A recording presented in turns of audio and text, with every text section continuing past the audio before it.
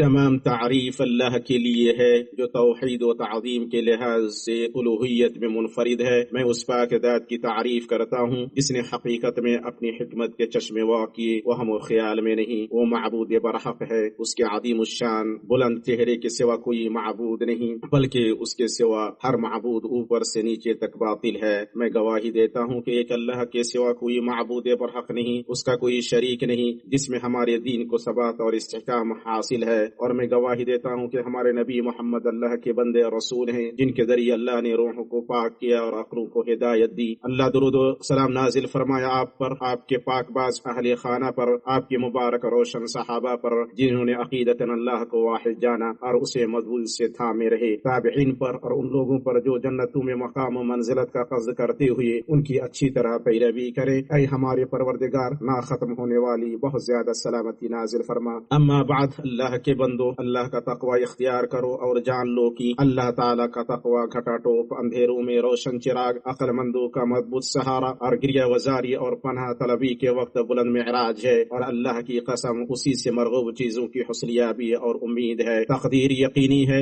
اور رزق مقسوم ہے۔ جس نے تقوی کا توشہ نہیں لیا وہ ٹھگا ہوا محروم ہے۔ اللہ کا تقوی اختیار کرو اور جان لو کہ اللہ متقیوں کے ساتھ ہے۔ اہل تقوی رات میں چلے، محنت کی اور باریابی سے شاد کام ہوئے اور وعدہ نمودار ہوا۔ جب تم ان کے مقام تک نہ پہنچ سکے تو تم تیاری کرو، کون ہے جو تمہارے لیے امان کا ذمہ لے جبکہ تم غلام ہو۔ مسلمانوں، چیلنجوں اور بحرانوں سے بھری دنیا اور اوہام و خیالات کی بہتات کے دور میں حقائق کو واشگاف کرنے اور حقائق کے خلاف پھیلائی اور عام کی جانے والی چیزوں کے تئیں صحیح موقف کو واضح کرنے کی اہمیت جلوہ گر ہوتی ہے۔ بے شک ایسی بڑی حقیقت جس میں خیالات اور اوہام در آ نہیں سکتے وہ ہے ملک علام کی توحید۔ اللہ تعالیٰ نے اپنے نبی محمد صلی اللہ علیہ وسلم کو توحید کے خالص اجلے عقیدے کے ساتھ بھیجا۔ اللہ کا فرمان ہے، سنو، اللہ کے لیے خالص توحید ہے تاکہ عقلوں اور دلوں کو غیر اللہ کی بندگی کی غلامی سے آزاد کرے اور ان میں یہ راسخ کرے کہ لا الہ الا اللہ اخلاص کا کلمہ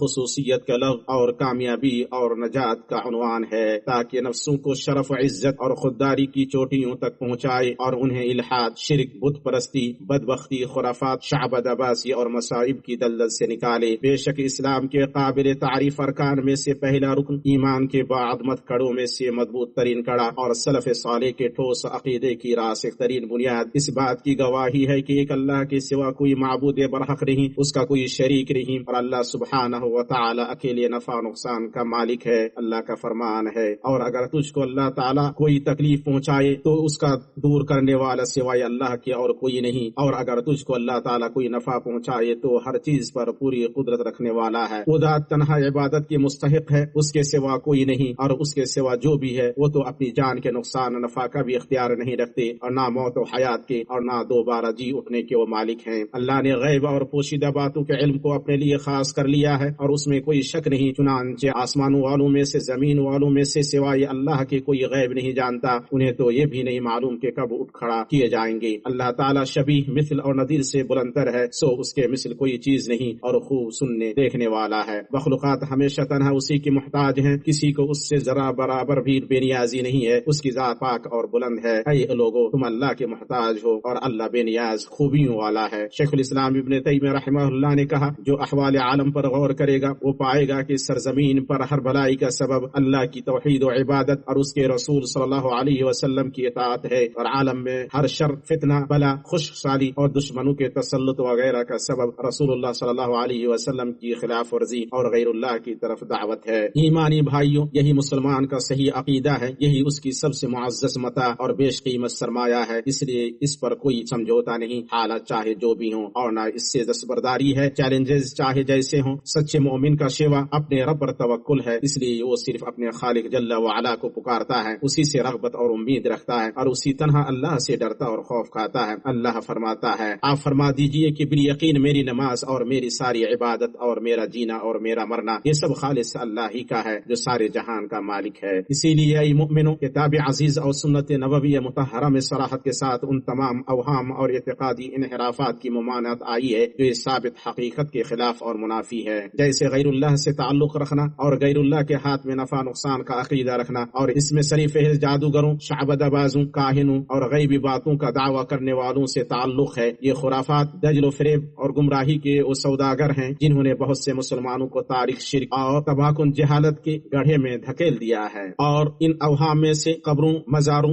برجوں، فالوں اور ستاروں سے تعلق اور خوشی، غم، سستی، نشاط، بد مزاجی اور خوش مزاجی کے اعتبار سے انسان کی زندگی پر ان کے اثر انداز ہونے کا اعتقاد رکھنا ہے، اور یہ اعتقاد رکھنا کہ جو فلاں برج میں پیدا ہوگا وہ نیک بخت محفوظ ہے، اور جو فلاں برج میں پیدا ہوا وہ بدبخت منحوس ہے۔ شرمناک چیزوں کے بیان اور قبیح چیزوں کے اعلان کا ایک سلسلہ جنہیں نہ شریعت تسلیم کرتی ہے نہ عقل و منطق۔ سبحان اللہ، اے اللہ کے بندو، کیسے خرافات اور اوہام ارباب عقل و خرد کے عقیدے کا قتل کر رہے ہیں۔ یہ اللہ کی قسم یقیناً عقیدے کی جڑ پر گہری وار اور توحید کی بلند عمارت میں خطرناک نقم زنی ہے۔ یہ انتہائی گراوٹ اور تباہی ہے جو طاقت میں درار لاتی ہے، عزت کو لے جاتی ہے، پسماندگی لاتی ہے، نئی نسل کو شکست سے دوچار کرتی ہے، محکمات اور یقینیات میں شک پیدا کرتی ہے، اور اٹکل پچو باتوں اور خرافات کی ترویج کرتی ہے۔ اور سب سے پاکیزہ عقیدے کو تباہ کرنے والی چیزوں میں سے جادو اور شعبدہ بازی کو اپنانا اور جادوگر مردوں اور عورتوں کے پاس جانا ہے۔ یہ اللہ کی قسم اللہ کے ساتھ کفر،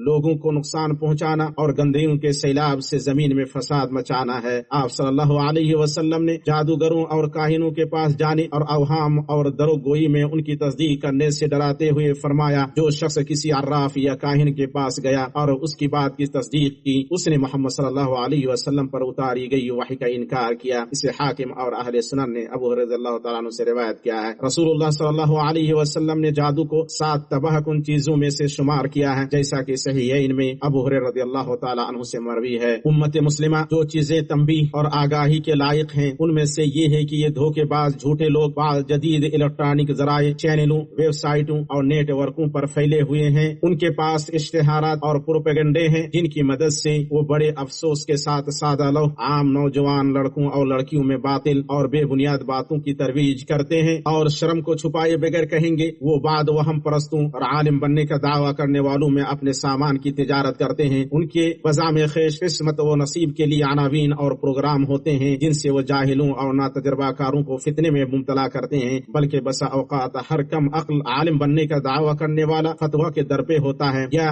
وہ شخص علاج کرتا ہے جس کا طب میں تھوڑا یا بہت کچھ بھی حصہ نہیں ہے، اور بے وقات آدمی ہر فن میں گفتگو کرتا ہے، اور ان اوہام کو اخذ کرنے والے مفید اور غیر مفید میں تمیز کیے بغیر ہر نقصان دہ اور بدبودار چیز سے غذا لیتے ہیں۔ یہاں باپ ماں، مربی مرد و خواتین، علماء و دعات اور احتساب کے ذمہ داروں، اللہ تعالیٰ انہیں توفیق دے کہ خدمت میں پکار کے بعد فوری پکار یہ ہے کہ وہ ان وہمی غلط راستوں اور شیطانی اعمال کے خلاف اپنے معاشروں کو ایمانی تحفظ فراہم کرنے اور ان اوہام کے خاتمے کے لیے باہمی تعاون اور یکجہتی کی طرف پیش قدمی کریں، کیونکہ ان میں امت کے لیے خطرہ، معاشرے کی سلامتی کی خرابی، مسلمانوں کے عقیدے کا بگاڑ ہے، ان کی عقلوں کی تحقیر، ان کی بلیک میلنگ اور ان کی ہمت شکنی ہے جو کہ گھاٹے کی تجارت اور برباد سودے ہیں۔ یہ نصیحت ہر اس شخص کے لیے ہے جو ان گھٹیا معیوب چیزوں میں مبتلا ہوا ہے کہ وہ اللہ کی طرف لوٹے اور اس کی بارگاہ میں توبہ کرے اور اللہ اس کے رسول صلی اللہ علیہ وسلم کی اطاعت کرتے ہوئے اور اپنے دین و عقیدے کی حفاظت کے لیے اللہ کی بارگاہ میں ان جاہلی شرکی باتوں اور خرافاتی پستیوں سے مغفرت طلب کرے۔ عقیدے سے جڑے اوہام سے وہ فکری اوہام پیدا ہوتے ہیں جو میانہ روی اور اعتدال سے دور غلو و بیزاری اور تشدد و بے راہ روی کے درمیان گھومتی ہیں۔ اس سے عبادات کو نقصان پہنچانے والے اوہام پیدا ہوتے ہیں جیسے ریا اور تقلید میں سختی اور تعصب وغیرہ، یا ان خود ساختہ اذکار و وظائف سے تعلق پیدا ہو جاتا ہے جو بھڑکانے والی شکلوں اور پرکشش سانچوں میں ایسے چکا چون کرنے والے شبہات ہیں جن میں سنت نبوی کے علم کا کوئی نام و نشان نہیں۔ ایمانی بھائیوں، جن چیزوں کی مدد سے اوہام کی ترویج کی جاتی ہے ان میں سے وہ نفسیاتی اور جسمانی بیماریاں ہیں جو اس زمانے میں بلوہ عامہ کی شکل اختیار کر گئی ہیں۔ کچھ ایسے ہیں جو عبادات میں یقین کی بجائے وسوسے اور دین کے مسلمات کے سلسلے میں شک و شبہ کا شکار ہو گئے ہیں، اور وہ بلا شبہ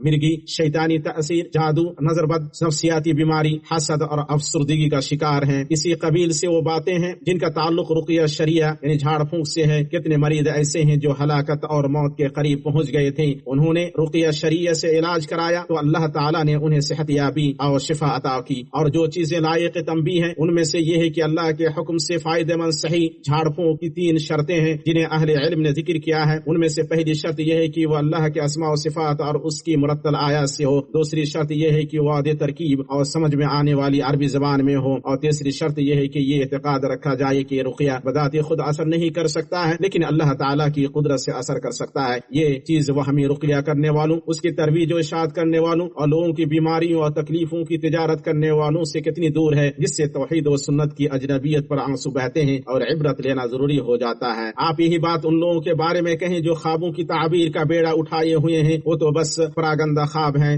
کتنے ایسے ہیں جو کلپوں کی ترویج کرتے ہیں، حقائق سے بھٹکانے والے، جھوٹی باتوں، افواہوں، بے بنیاد چیزوں اور بہتان تراشیوں کی ترویج کرنے والے میڈیائی مواد کو پھیلاتے ہیں، اور اس میں سے غیر مسلموں کا ان کی مخصوص چیزوں میں تشبہ اختیار کرنا ہے۔ اللہ کے بندو، سنو، حقیقت کو اپنانے کا حریص بنو اور کتاب و سنت اور اس امت کے سلف کے منہج کی روشنی میں اس پر عمل کرو اور اوہام کے سوداگروں سے بچو۔ اور اے وہم پرستو اور سوشل میڈیا پر اوہام پھیلانے والوں، امت کے سلسلے میں اللہ سے ڈرو، حق اور حقیقت ہی نشر کرو، کتاب و سنت کو مجھ سے تھامنے میں زمانے کی ایجادات اور ٹیکنالوجی سے استفادہ کرو، اور ان تمام چیزوں سے بچو جو فتنے بھڑکائیں، بے چینی پھیلائیں اور اتفاق، صف کی وحدت اور معاشرے کے امن و سلامتی کو پامال کریں۔ تم ان تمام لوگوں کی طرح نہ ہو جاؤ جنہیں اللہ نے اپنے اس فرمان سے مراد لیا ہے۔ اللہ کا فرمان ہے، ان کے اعمال مثل اس چمکتی ریت کے ہیں جو چٹیل میدان میں ہو، جسے پیاسا شخص دور سے پانی سمجھتا ہے لیکن جب اس کے پاس پہنچتا ہے تو اسے کچھ بھی نہیں پاتا، یہاں تک کہ اللہ تعالیٰ نے فرمایا، اور جسے اللہ تعالیٰ ہی نور نہ دے اس کے پاس کوئی روشنی نہیں ہوتی۔ اللہ میرے لیے اور آپ کے لیے قرآن و سنت میں برکت دے اور ہمیں اس کی آیت اور ذکر حکیم سے فائدہ پہنچائے۔ میں اپنی یہ بات کہہ رہا ہوں اور عظمت و جلال والی اللہ سے مغفرت طلب کرتا ہوں، آپ اس سے مغفرت طلب کریں اور اس کی بارگاہ میں توبہ کریں، بے شک وہ بڑا بخشنے والا ہے۔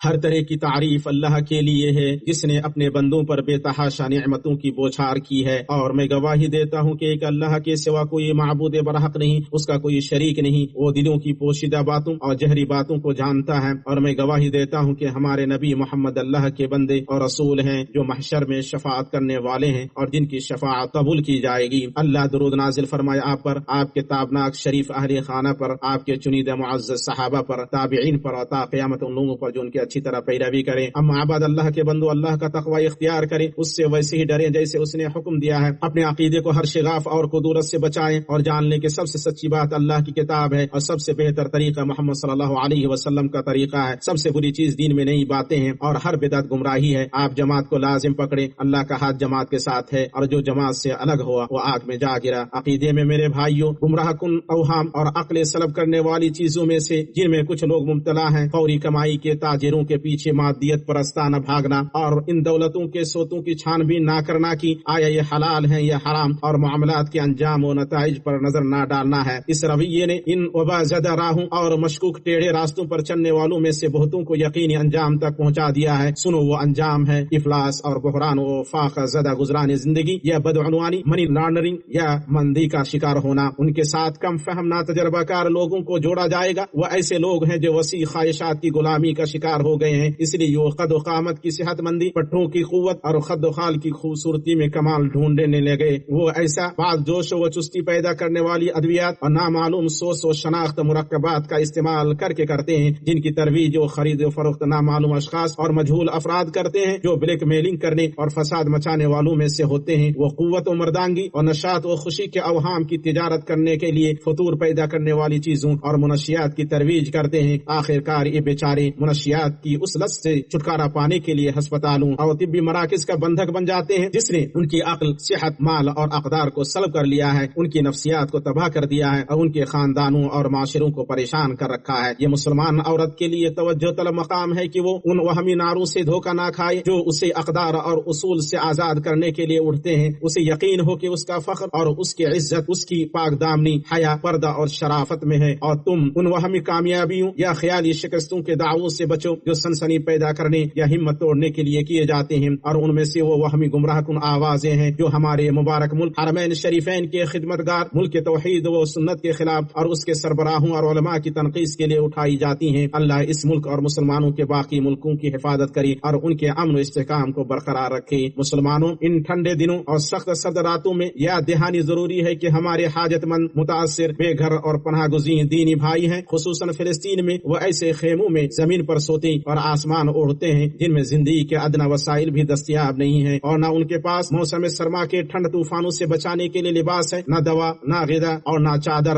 ان کے پاس صرف وہی ہے جو ان کے ہم عقیدہ بھائی عطیہ کرتے ہیں۔ اس لیے اللہ کے بندو، اللہ کا واسطہ، آپ تو امن اور خوشحالی کی زندگی گزار رہے ہیں، اپنے بھائیوں سے اس سخت موسم سرما کے اثرات کو کم کرنے میں حصہ لیں، بھروسے مند اداروں اور معمول مراکز کے راستے ان کی امداد کریں تاکہ مولا کریم سبحانہ و تعالی سے اجر عظیم حاصل کریں۔ ہم اللہ سے فریاد کرتے ہیں کہ وہ کمزوروں اور متاثرین پر اپنا لطف و کرم نازل کرے، بے شک وہ خوب فیاض و کریم ہے۔ اس کے بعد اللہ آپ پر رحم کرے، آپ جان لیں کہ مولا تعالی نے آپ کو اپنے سب سے معزز نبی اور سب سے افضل نبی پر درود و سلام بھیجنے کا حکم دیا ہے، چنانچہ اس نے اپنے محکم فرمان اور صحیح ترین وحی میں فرمایا، بے شک اللہ اور اس کے فرشتے اس نبی پر درود بھیجتے ہیں، اے مومن تم بھی ان پر درود بھیجو اور خوب سلام بھی پڑھتے رہا کرو۔ اے اللہ تو درود نازل فرما محمد پر اور آل محمد پر، جیسے تو نے درود نازل فرمایا ابراہیم پر اور آل ابراہیم پر، بے شک تو لائق حمد و صاحب عظمت ہے۔ اے اللہ تو برکت نازل فرما محمد پر اور آل محمد پر، جیسے تو نے برکت نازل کی جہانوں میں آل ابراہیم پر، بے شک تو لائق حمد و صاحب عظمت ہے۔ اے اللہ تو راضی ہو جا خلفائے راشدین روشن شرف اور بلند منزلت والے ہدایت یافتہ ائمہ ابو بکر، عمر، عثمان اور علی سے، صحابہ و تابعین سے اور ان لوگوں سے جو ان کی اچھی طرح پیروی کریں اور اقتداء کریں، اے سب سے بہتر درگزر اور معاف کرنے والے۔